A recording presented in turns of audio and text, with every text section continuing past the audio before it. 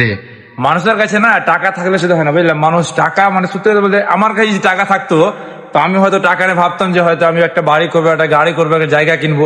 কিন্তু সত্যি কথা বলতে পাশে দেখছো চলছে স্ক্রিনে চলায় ভিডিওটা দেখো, একটা মানুষ তার 220 টাকা খরচ করেছে, তার নিজের শরীরের পিছিয়ে 220 টাকা খরচ করে নিজেকে কুকুরে পরিণত করেছে। ভাই মানে আমি বুঝতে পারি না যে মানুষের এগুলো শখ কেমন। শখ বলতে হয়তো নিজের জীবনটাকে হয়তো আলাদা লেভেলে একটা নিয়ে যাওয়ার শখ থাকে, যারা টাকা থাকলে কিন্তু স্বপ্ন অনেক বড় হয়। কিন্তু কিছু মানুষ যে নিজের টাকার জন্য নিজের শরীরকে কুকুরে পরিণত করবে তা তো এটা ঠিক না। কারণ আমরা দেখো একটা মানুষ 220 কোটি টাকা খরচা করে নিজের শরীরকে কুকুরে পরিণত করেছে, এ আবার কি ধরনের ফ্যাশন ভাই। আমরা আমাদের টাকা থাকলে হয়তো সেই টাকাটা তুমি যদি কোনো একটা মন্দিরে বা কোনো একটা মসজিদে দান করে দিতে তাহলে হয়তো ওখানে একটা বেস্ট হতো। একটা বিদেশের একটা লোক যেটা নিজেকে মানে ভালো দেখার জন্য নিজেকে কুকুরে পরিণত করেছে, আমি এটা বুঝতে পারি না কুকুরে পরিণত করে তুমি কি দেখাতে চাও। মানুষ টাকা থাকলে তুমি একটা গরিবকে দান করে দাও, সেটা একটা ভালো জিনিস। তুমি নিজের শরীরে 200 কোটি টাকা খরচ করে নিজেকে কুকুরে পরিণত করে কোনো লাভ আছে কি?